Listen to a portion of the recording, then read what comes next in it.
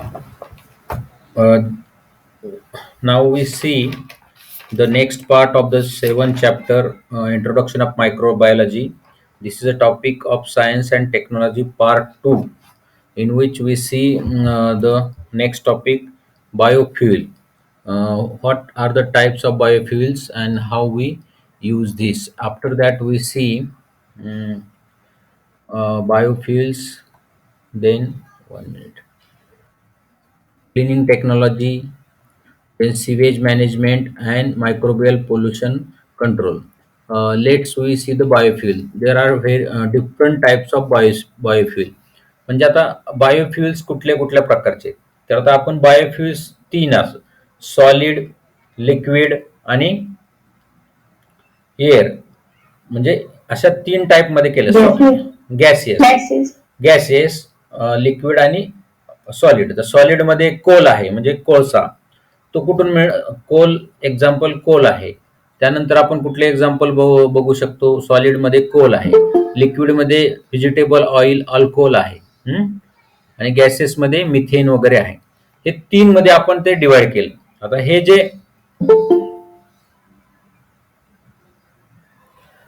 एक minute add झाले का,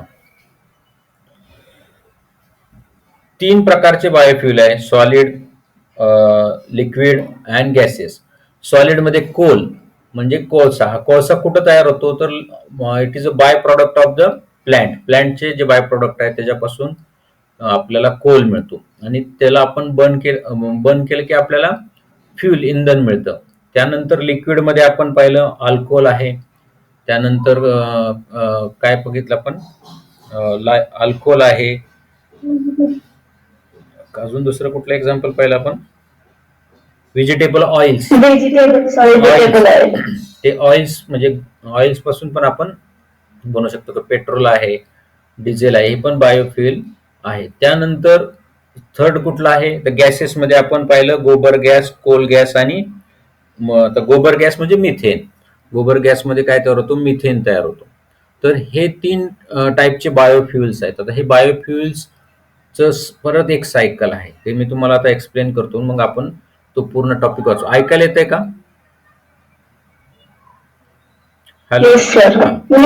आता तर हे तुमच्या बुक मध्ये पिक्चर आहे. हे काय आहेत, दीज आर द प्लांट्स. हे प्लांट्स तुम्ही हार्वेस्ट केले म्हणजे कट केले. हे प्लांट कटिंग केल्यानंतर ह्याचं थ्रेसिंग करून, म्हणजे आता हे जे उदाहरणार्थ तुम्ही ऊस कट केला, तर शुगर केन कट केलं, तर त्याच्यापासून आपण काय त्याच्यापासून शुगर केन ज्यूस काढला, तर राहिलेला जो पार्ट आहे त्याला आपण मोलेसिस म्हणतो. तर हे मोलेसिस जसं निघतं तसं अदर प्लांट मधून जो बाहेर पार्ट आपण बाहेर काढतो त्याला काय म्हणतात, त्याला म्हणतात सेल्युलोज. म्हणजे सगळ्या प्लांटमध्ये काय असतं, सेल्युलोज. म्हणजे शुगर केन असेल, सेल्युलोज. सेल्युलोज काय, तर एक प्रकारचं ग्लुकोज आहे. तर हे हे जे सेल्युलोज आहे, हे सेल्युलोज आपण त्याच्यापासून सेपरेट करतो. मग आता शुगर केन असेल तर त्याच्यापासून शुगर बनवतो. बीट पासून पण शुगर बनते. प्रत्येक जे फ्रुट्स आहे त्याच्यापासून शुगर बनू शकते, सेम जसं शुगर मध्ये आपण करतो त्याप्रमाणे. आता ह्या शुगर त्यानंतर हे बायोफ्युल तयार झाले. समजा इथेन राहिलेल्या ह्याच्यापासून अल्कोहोल बनलं, तर ते आपण यूज करणार, बरोबर. म्हणजे हे आता लिक्विड प्रोडक्शन टू फर्मेंटेशन, ह्याच्यात फर्मेंटेशन झालं. फर्मेंटेशन झाल्यानंतर त्याच्यामध्ये काय तयार होणार आहे, शुगर केन मोलेसिस मध्ये जर बाय फर्मेंट झालं तर इथेनॉल तयार होणार आणि कार्बन डायऑक्साईड रिलीज होणार. हा कार्बन डायऑक्साईड एअर मध्ये रिलीज झाला की त्याला कोण कोण इन्स्पायर करणार, प्लांट्स. मग प्लांट्स काय करणार, त्याच्यात प्रोसेस करणार, परत प्लांट्स कटिंग करणार, आपण थ्रेशिंग करणार, सेल्युलोज, परत अल्कोहोल. हे सायकल कळलं का? हॅलो. थ्रेसिंग करणे म्हणजे काय करणे? त्याच्यातून आपण सेपरेट करणार, म्हणजे त्याच्यामध्ये थ्रेसिंग करणार म्हणजे आपण त्यातून सेपरेट करणार. काय काय सेपरेट करणार, थ्रेसिंग, सेल्युलोज सेपरेट करणार, बरोबर, आणि मोलेसिस वेगळा राहणार. म्हणजे शुगर केन मध्ये शुगर ज्यूस वेगळा करणार आपण आणि मोलेसिस राहणार. ह्या मोलेसिस, शुगर घेतली तर शुगर आपण बाय प्रोडक्ट म्हणून आपण खाऊ शकतो, पण राहिलेल्या मोलेसिस पासून आपण जर फर्मेंटेशन केलं तर आपल्याला काय मिळणार आहे, इथेनॉल मिळणार आहे. ओके. लिक्विड फ्युएल, बरोबर. येस. हा, आणि सर सेल्युलोज नंतर काय बनतं इथे? सेल्युलोज मध्ये सेल्युलोज मध्ये काय आहे, शुगर आहे. एक फॉर्म ऑफ इज कार्बोहायड्रेट, म्हणजे त्या शुगर आहे, शुगरचा टाईप. त्याच्यातून शुगर आपण सेपरेट करू शकतो. शुगर सेपरेट केल्यावर जो वेस्ट प्रॉडक्ट राहणार आहे मॉलिसिस, त्याच्यावर आपण फर्मेंटेशन करणार आणि लिक्विड फ्युल बनवणार. ते काय, नथिंग बट इथेनॉल. हे इथेनॉल आपण गाड्यामध्ये वापरतो, बरोबर. हल्ली बायोफ्युएल, बायोडिझेल, येस. ह्याच्यामध्ये इथेनॉलचा रोल काय असतो, तर इथेनॉलचा मेजर रोल असा आहे की जेव्हा डिझेल पेट्रोल गाडीमध्ये वापरलं जातं, डिझेल वगैरे, तर त्याचं पूर्णपणे कंबशन, म्हणजे ते पूर्णपणे युटिलाइज झालं पाहिजे. जर ते पूर्ण युटिलाइज नाही झालं तर काळा धूर भाग पडतो. कुठल्याही गाडीचं स्टार्ट केल्यानंतर एक बाय प्रोडक्ट असा धूर बाहेर पडतो, बघितलाय तुम्ही. Yes sir. त्यात म्हणजे ते का पडतं, तर बिकॉज ऑफ Yes, sir. ते डिझेल असेल, पेट्रोल असेल, त्याचं पूर्णपणे बर्न होत नाही. त्यामुळे बाय प्रॉडक्ट राहतात आणि तो बाय प्रॉडक्ट म्हणून तो गॅस बाहेर पडतो. त्याचं पूर्ण बर्निंग होण्यासाठी आपण हे इथेनॉल त्याच्यात ऍड करतो. हे इथेनॉल ऍड केलं की त्याचं पूर्ण बर्निंग होणार आणि पूर्ण बर्निंग झाल्यानंतर त्याचं पूर्ण बर्निंग झालं की त्याच्यातून बाय प्रोडक्ट कमी होणार, पोल्युशन कमी होणार. आता हे ज्या गाड्या आहेत त्यांच्यातून जो धूर बाहेर पडतो त्याच्यात मेन घटक काय असतो, कार्बन डायऑक्साईड. किंवा इथेनॉल तयार करताना काय बाहेर पडलं, कार्बन डायऑक्साईड. हा कार्बन डायऑक्साईड एअर मध्ये जाणार. हा कार्बन डायऑक्साईड कोण घेणार रेस्पिरेशनसाठी, प्लॅन्ट्स. प्लॅन्ट्स आपल्या अपोजिट रेस्पिरेशन करतात, तुम्हाला हे माहिती आहे का. Yes sir. आपण कार्बन डायऑक्साईड घेऊ शकतो का, मला एक सांगा. नाही, no. फक्त आपण ऑक्सिजन घेतो, प्लॅन्ट्स कार्बन डायऑक्साईड घेतात. हे कार्बन डायऑक्साईड प्लॅन्ट करून घेऊन परत ते त्यांचं फोटोसिंथेसिस सगळ्या प्रक्रिया करणार. मग परत ते झाड मोठं होणार. मग त्याला आपण हार्वेस्टिंग म्हणजे कापणार, त्याचं थ्रेशिंग करणार, सेल्युलोज करणार, परत इथं येणार. आता ह्यानंतर ही प्रक्रिया कार्बन डायऑक्साईड परत बाहेर पडणार. ही सायकल एक तयार होती बायोफ्युएल, म्हणजे फ्युएलची सायकल. हे तुम्हाला कळले काही सायकल, कसं कार्बन डायऑक्साईड परत यूज होतं आणि परत एनर्जी सर्क्युलेट होते. तर आता उदाहरणार्थ तुम्ही लिक्विड फ्युएल लिक्विड मध्ये घेतलं, पेट्रोल डिझेल. पेट्रोल डिझेल आपल्याला कुठे मिळतं, जमिनीतून मिळतं. मग हे पेट्रोल डिझेल तुम्ही गाड्यांमध्ये कंबशन केलं, त्यातून कार्बन डायऑक्साईड बाहेर पडला, तो परत एअरमध्ये गेला, परत झाडांनी वापरलं. ही झाडं खाली, म्हणजे जे पेट्रोल डिझेल कसं मिळालंय तुम्हाला माहिती आहे का, how petrol diesel is form, कोणाला माहिती आहे का. जमिनीच्या आतमध्ये पेट्रोल डिझेल कसे फॉर्म झाले, त्याला अशी एक थिअरी आहे की पूर्वी डायनोसॉर मोठे मोठे अॅनिमल्स होते किंवा मोठे मोठे मासे होते. तर हे पृथ्वीमध्ये अर्थक्वेक झाले, व्हॉल्कॅनो झाले, त्याच्यामध्ये हे सगळे खाली गाडले गेले आणि जमिनीत गाडले गेल्यानंतर त्यांची नॅचरली त्याचं डिकम्पोजिशन झालं, म्हणजे बायोडिग्रेडेशन झालं आणि त्याच्यामध्ये खाली जमिनीच्या हे डिझेल, पेट्रोल असे घटक बनले. नाही तर पृथ्वीच्या आत पेट्रोल डिझेल कसं येणार आहे, म्हणजे हे घटक त्याच्यामध्ये तयार झाले आणि आपण ते आता युटिलाइज करतो. म्हणजे 10,000 करोडो वर्ष जर गेली तर हे खाली प्रेशराईज होऊन ह्याच्यामध्ये हे बनतात. तर तुम्हाला माहिती का, बॉम्बे हाय माहिती का, बॉम्बे हाय मध्ये की त्यामध्ये आतमध्ये जाऊन ऑइल आणि गॅस बाहेर काढतात, हे माहिती का तुम्हाला, नॅचरल गॅस किंवा ऑइल सीच्या आतमध्ये जाऊन, समुद्राच्या आत जाऊन, माहिती आहे तुम्हाला. समुद्राच्या आतमध्ये हे मासे वगैरे मरून त्यांचे मेल्यानंतर त्याच्यावरती गाळ साठून किंवा अर्थक्वेक होऊन, आतल्या आत व्हॉल्कॅनो होऊन हे खाली गाडले गेले. ह्याच्यामध्ये डिकम्पोजिशन होणार, गॅस तयार होणार, वेगवेगळे ते मिथेन तयार झाला किंवा दुसरा नॅचरल गॅस तयार झाला. तो गॅस यूज करण्यासाठी आज जाऊन बॉम्बे हाय मध्ये ONGC म्हणून आहे ना, ONGC कंपनी, ऐकली का. नाही तर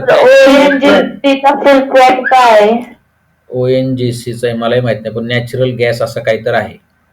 ONGC नॅचरल गॅस. हे नॅचरल गॅस हे कुठं करतात म्हणजे बॉम्बे हिल्स मध्ये का?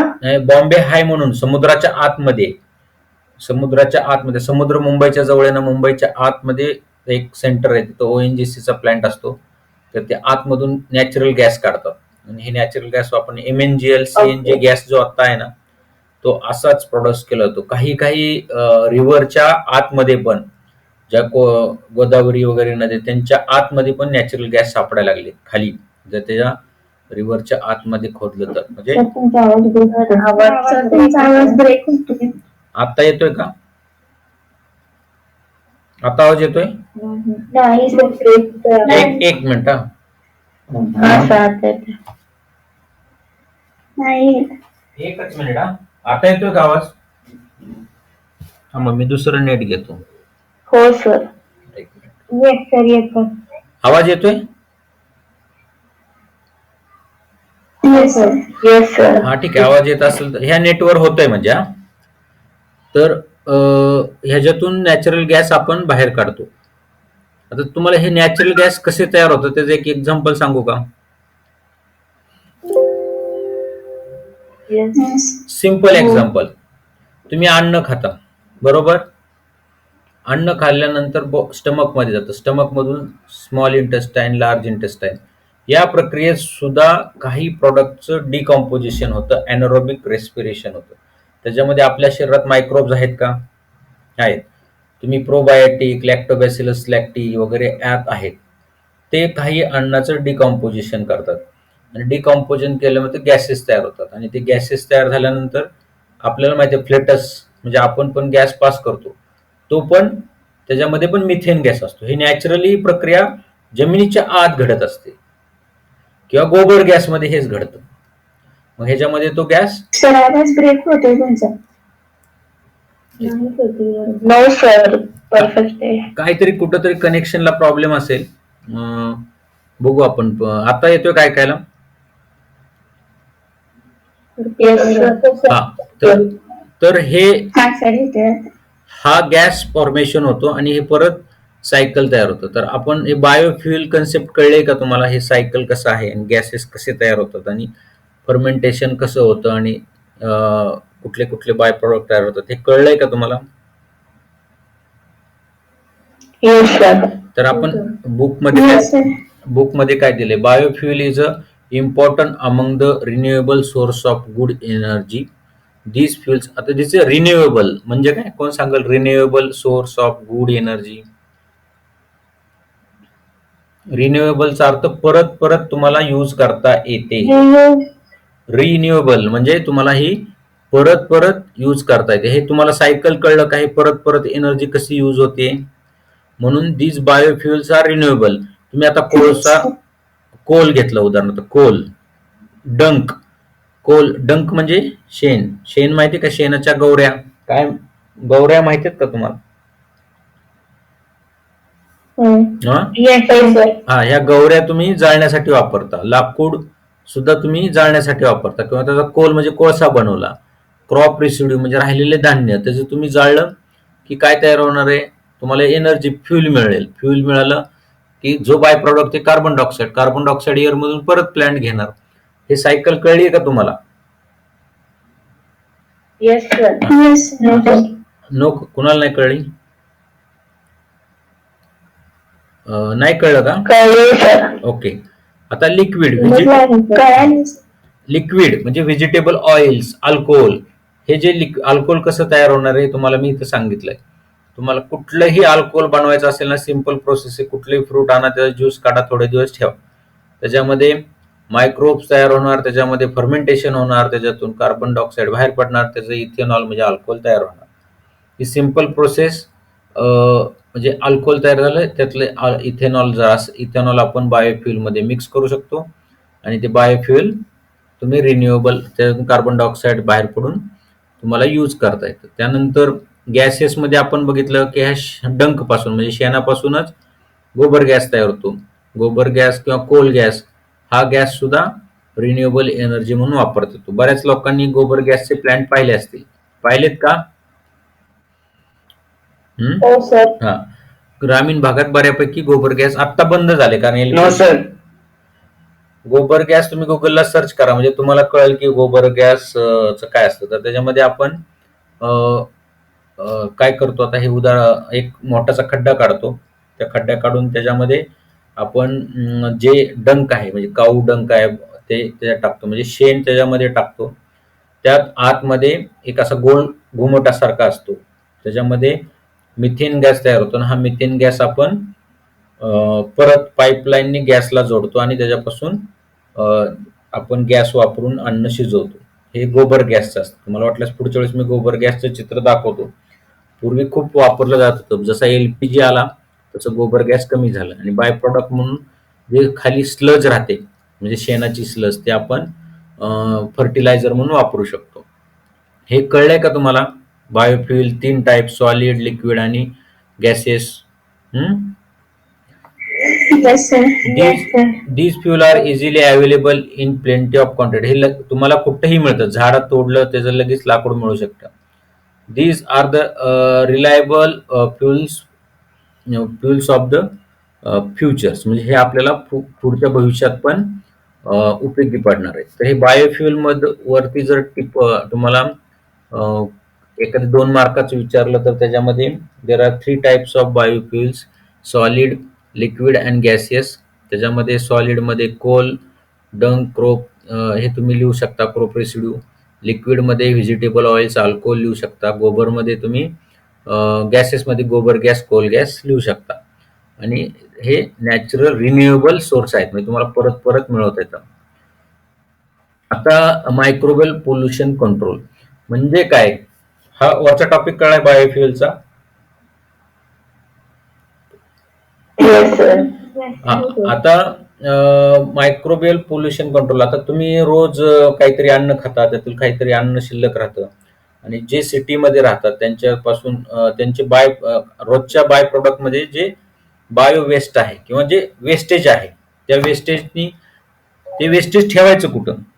आणि ते वेस्टेज जर मोठ्या प्रमाणात वाढत गेले तर काय होणार आहे की त्याचा आपल्याला हझार्ड होणार आहे. मग आपल्याला ते धोकादायक होतील. तर त्यासाठी आपण त्यांच्यावरती प्रक्रिया करतो आणि ती प्रक्रिया करून ते वेस्ट आपण डिकॉम्पोजिशन किंवा त्याचं डिग्रेडेशन करतो आणि त्याचं पोल्युशन कंट्रोल करतो.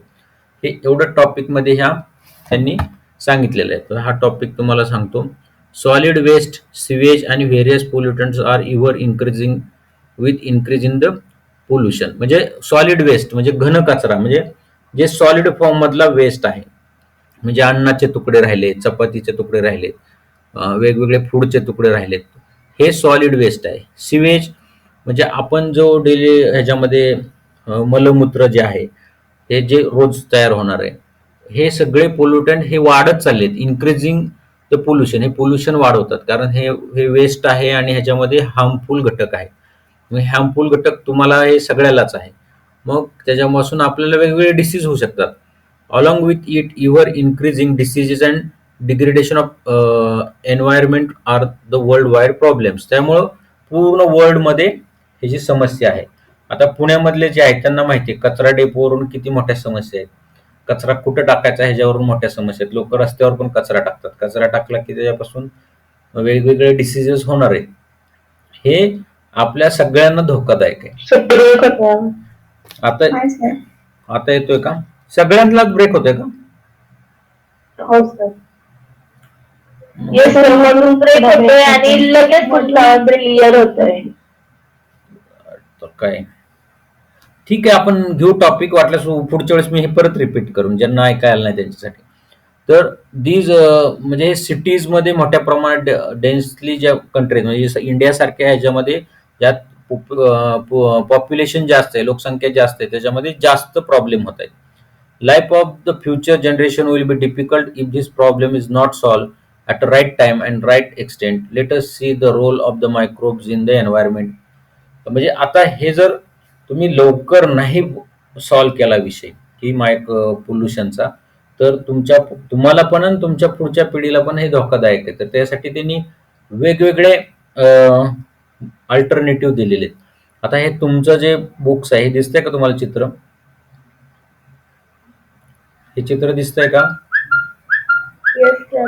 हा. हो सर.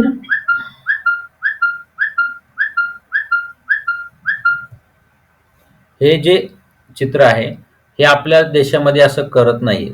तर हे लँड फिलिंग साइट्स आहेत. म्हणजे काय की जमिनीचा एक पार्ट घ्यायचा. हे आता सपोज ही जमीन घ्यायची, त्याच्यामध्ये असा एक चौकोनी खड्डा काढायचा मोठा. ओके, मी सांगतो ते नीट आहे का? हा मोठा खड्डा काढला, त्याच्या शेजारीच एक मिनिट हा.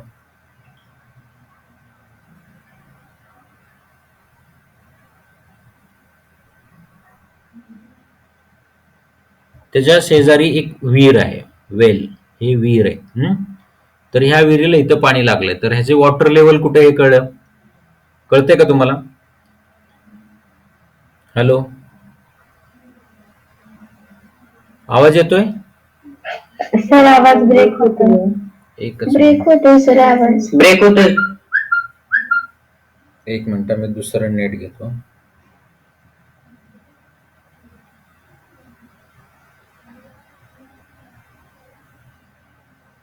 एकच मिनिट, दुसरं नेट घेतो.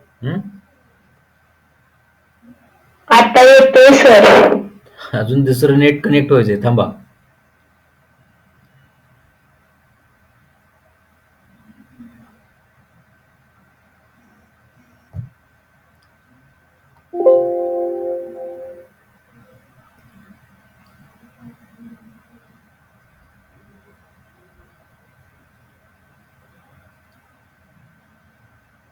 आता आवाज येतोय? आवाज येतोय? आवाज येतोय का? Yes sir. Yes sir. Sir येतोय. आता येतोय? आता आवाज येतोय का? सर येतोय. Yes sir. Yes sir. Clear आहे ना? आवाज क्लिअर आहे? आदित्य, आवाज क्लिअर आहे का? आवाज येतोय का? हो सर. हा, तर तुमच्याकडून रिस्पॉन्स येत नाही, त्यामुळे मला कळत नाही. तर एक जमिनीत असा खड्डा काढायचा. हा खड्डा काढला की ह्याच्या शेजारी एक विहीर आहे. हा सॉरी, एवढा खड्डा काढायचा. त्यानंतर ह्याच्या शेजारी एक विहीर आहे. तर आपण ह्या विहिरीला जिथं पाणी लागतं त्याचं सोर्स आपल्याला कळला की इथं पाणी आहे, म्हणजे वॉटर लेवल या ठिकाणी आहे. हा जो खड्डा काढलाय, ह्या खड्ड्यामध्ये आपलं जो रोजचं वेस्टेज आहे, अन्न धान्य जे काय असेल, राहिलेले वेस्टेज, हे आपण ह्या लेवलला टाकायचं. तर हे वेस्टेज जर पाऊस आला तर पावसाने हे पावसाच्या पाण्यात मिक्स होऊन हे खाली कशामध्ये ह्या पाण्यात मिक्स होऊ शकतं. म्हणून हे जे पीठ काढलाय खड्डा, त्याला एक प्लॅस्टिक शीट लावायची आपण, एक प्लॅस्टिक शीट आतमधून. कळलं का? प्लॅस्टिक. मग त्याच्यामध्ये आपण गार्बेज म्हणजे आपल्याला वेस्टेज असलेले प्रॉडक्ट टाकायचे. हे प्रॉडक्ट टाकल्यानंतर परत हे असं वरून लिपून टाकायचं, म्हणजे वरून क्लोज करून टाकायचं, सॉइल कव्हर. जसे आता ह्या लेअरला एक सॉइल कव्हर, ह्या सॉइल, असं करत करत जायचं. वरचं लेअर बंद करायचा. मग ह्याच्यामध्ये सगळे तुमचे जे बायो वेस्ट आहे, म्हणजे गार्बेज आहे, कचरा, तो टाकल्यानंतर एका दिवशी पाऊस आला, तर पाऊस आल्यानंतर हे जे वेस्ट आहे ह्याच्यामध्ये पाणी मिक्स होणार, आणि पाणी मिक्स झाल्यानंतर वॉटर सोल्युबल मायक्रोब सगळे तयार होणार. मग आता हे इथंच थांबवायचं का? तर नाही, त्याच्यासाठी एक खड्डा काढून ठेवायचा, आणि ह्यामध्ये ते मायक्रोब्स ह्या ठिकाणी कलेक्ट होणार, म्हणजे लिक्विड, म्हणजे जे ह्याच्यातले वेस्टमध्ये पाण्यामध्ये मिक्स झालेले, आणि पंप करून आपण ते बाहेर काढणार आणि हे प्रोसेसिंगला ठेवणार. हे प्रोसेसिंगला ठेवलं की ह्याच्यापासून आपण चांगलं पाणी, म्हणजे प्रोसेस म्हणजे काय असतं, त्याला बराच वेळ ठेवल्यानंतर जे वेस्ट आहे ते खाली जातं, बाकीचं पाणी जे राहतं त्याच्यावर वेगवेगळ्या प्रोसेस करून वॉटर रियूज करता येतं. आता ह्या सगळ्या ह्याच्यामध्ये पाणी मिक्स झालं, फर्मेंटेशन झालं, तर गॅस पण तयार होणार. मग हा गॅस तयार गॅसला बाहेर जाण्यासाठी एक अशी पाईपलाईन आत टाकायची, ह्यातून मिथेन गॅस बाहेर जाणार. हे मॉडर्न लँडफिल साइट्स आहेत. हे डेव्हलप कंट्री जे आहेत, म्हणजे अमेरिका वगैरे, तिथं हे प्रयोग केले जातात. आपल्याकडं हे काय अजून केलं जात नाही. तुम्हाला हे लँड फिलिंग साइट्स कळलं का? Yes sir. म्हणजे आपल्याकडं पहिले उकरडा असायचा ना, मला माहिती आहे ना तुम्हाला? कचरा टाकण्यासाठी, तेच फक्त हे वेगळ्या फॉर्म मध्ये करतात. इथं प्लॅस्टिक कव्हर आतून टाकतात, कारण त्याच्यातलं वेस्टेज काय असेल, त्याच्यामध्ये जे बायो हजार्ड्स आहेत म्हणजे आपल्याला धोकादायक घटक आहेत, ते शेजारच्या विहिरीत किंवा पाण्यामध्ये मिक्स होऊ नये म्हणून प्लॅस्टिक टाकणार. आणि त्यासाठी गॅससाठी त्याच्यावर लेअर देणार, त्यानंतर गॅससाठी एक आउटलेट, त्यातून जर पाऊस झाला पाणी तर त्याच्यातून हे लिक्विड मिक्स झालेले या ठिकाणी कलेक्ट करणार आणि पंपनी बाहेर काढणार. हे लँड फिलिंग साइट्स आहेत. हे तुम्हाला कळलं का? Yes sir. हे आपण काय करतोय, पोल्युशन कंट्रोल करायचा प्रयत्न करतोय. वेगवेगळ्या मेथड्स आहेत. तर आता पहिलं लँड फिलिंग साइट जे आहेत त्याची माहिती घेऊ. Degradable waste being accumulated in the urban area is use for this purpose. आता डिग्रेडेबलचा अर्थ माहिती का? डिग्रेडेबल वेस्ट, डिग्रेडेबल डिकम्पोज होऊ शकतं. डिकम्पोज होऊ शकतं, त्याचा नाश होऊ शकतो. त्याचा डिग्रेडेबल म्हणजे त्याचे त्याला ब्रेकडाऊन होऊन नवीन घटक तयार होतात. डिग्रेडेबल म्हणजे त्याचा नाश होऊ शकतो असे घटक. म्हणजे तुम्ही कुठलेही अन्न घ्या, जेवणाचे भाग घ्या, हे डिग्रेडेबल आहेत, डिग्रेडेबल वेस्ट आहेत. हे तुम्ही अर्बन मध्ये जे एकत्र आपण तयार होतात प्रत्येक घरातून 1-1 किलो रोज म्हटलं तर पुण्यासारख्या सिटीत किती बायो वेस्ट तयार होईल, डिग्रेडेबल वेस्ट.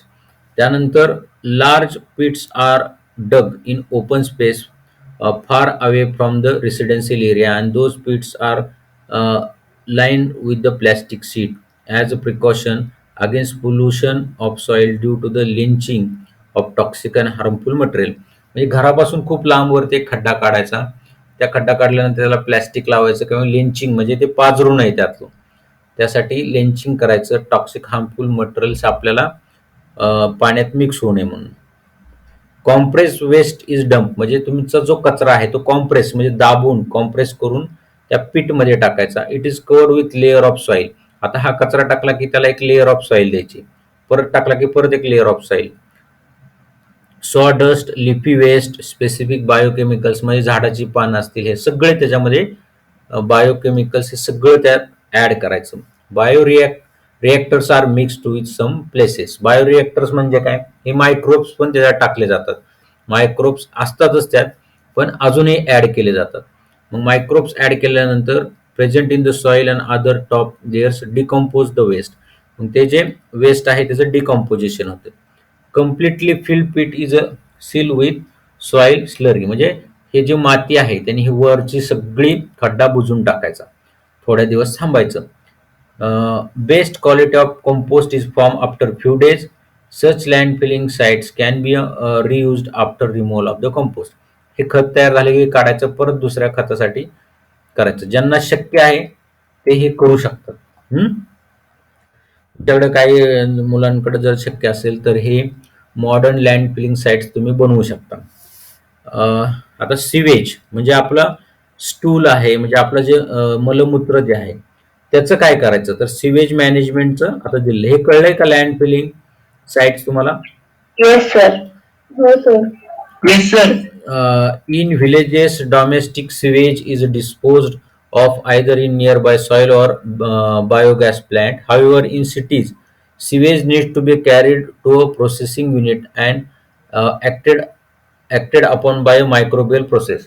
आता ग्रामीण भागामध्ये तुम्हाला बायोगॅस प्लांट वगैरे किंवा नियर बाय डिस्पोज करून टाकतो. नियर बाय डोमेस्टिक सिवेज जे आहे ते कुठं करतो आपण? शेजारी कुठंतरी सॉइलमध्ये आपण ते डिस्पोज करतो. पण सिटीमध्ये तसं होत नाही. सिटीमध्ये प्रत्येक घरातून जो काय सिवेज तयार होणार आहे ते सगळं एका ठिकाणी जातं, त्याच्यावर प्रोसेस होते.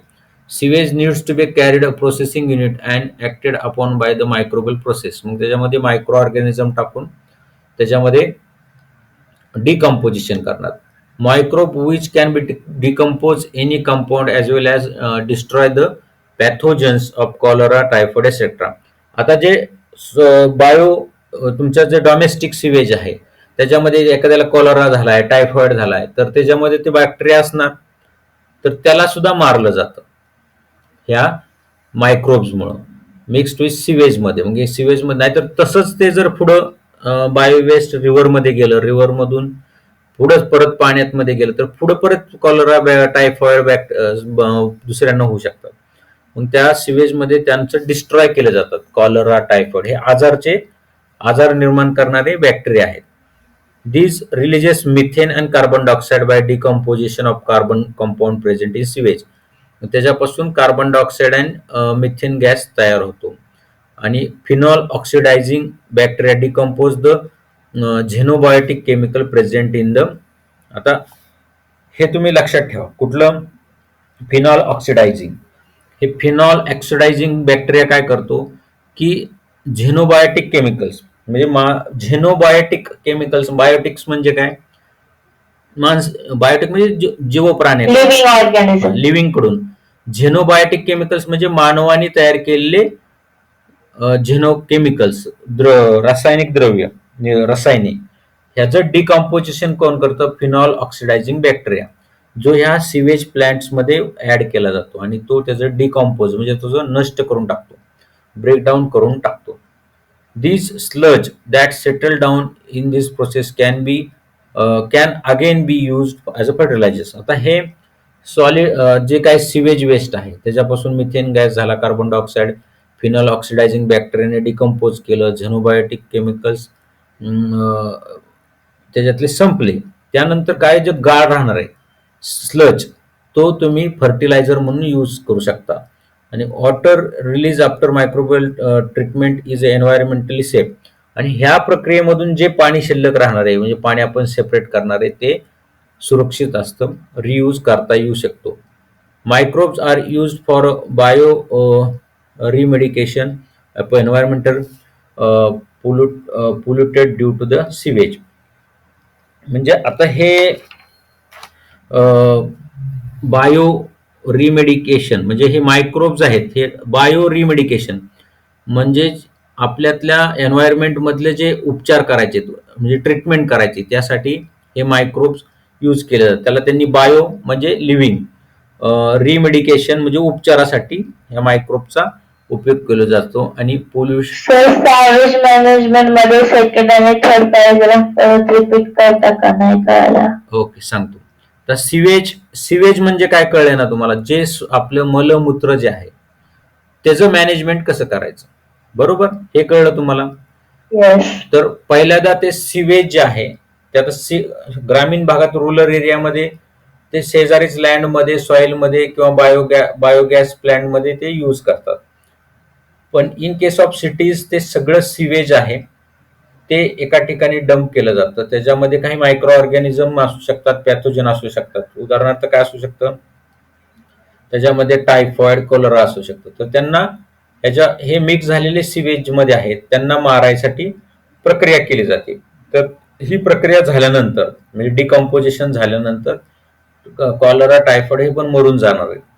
त्याच्यापासून आता डिकम्पोजिशन पासून गॅस तयार होणार, कार्बन डायऑक्साईड आणि मिथेन. मग मिथेन गॅस जो सिवेज मधून होतो त्याचा आपण यूज करू शकतो फ्युल म्हणून. आता ह्याच्यामध्ये जे काय केमिकल्स आहेत आपल्या मलमूत्रामधले ते मारण्यासाठी फिनॉल ऑक्सिडायझिंग बॅक्टेरिया हा त्याला मारून टाकतो. आणि झेनोबायोटिक केमिकल्स पण त्याच्यामुळे जे असतात म्हणजे मानवाने निर्माण केलेले जे केमिकल्स आहेत ते सगळे डिकम्पोज होतात. हे कळला का सेकंड पार्ट? आता त्यानंतर जे सॉलिड आणि लिक्विड, मग ते म्हटलं जे खाली सॉलिड आहे ते खाली तळाला बसणार म्हणजे त्यातला गाळ तो खाली बसणार, तो तुम्ही फर्टिलायझर म्हणून यूज करू शकता. आणि राहिलेलं जे वॉटर आहे ते रियूज करू शकतो, ते रियूज करायला सेफ आहे. कारण वरच्या ज्या प्रक्रिया झाल्यात कुठल्या डिकम्पोजिशन मध्ये सर्व बॅक्टेरिया, व्हायरस मरून गेलेले आहेत. आणि ह्यांचे जे आहेत मायक्रो, ह्याच्यात आपण समजा फिनॉल ऑक्सिडायझिंग बॅक्टेरिया हा काय केलं तर आपण बायो रिमेडिकेशन म्हणून यूज केलंय त्याला. म्हणजे हे फिनॉल ऑक्सिडायझिंग बॅक्टेरिया ते कॉलरा, टायफॉइडच्या घटकांना मारणार आहेत, त्यांच्यातले हार्मफुल केमिकल आहेत त्यांचं डिकम्पोजिशन करणार आहे. हे पोल्युशन जे हे कशासाठी, एन्व्हायरमेंट पोल्युशन रोखण्यासाठी ह्याचा उपयोग केला जातो. हे कळलंय का तुम्हाला? Yes sir. कोणाला काय शंका आहे का? तुम्हाला एक एक्झाम्पल सांगतो. कुणाला शंका नाही ना? आता पंढरपूर माहिती आहे ना तुम्हाला? पंढरपूर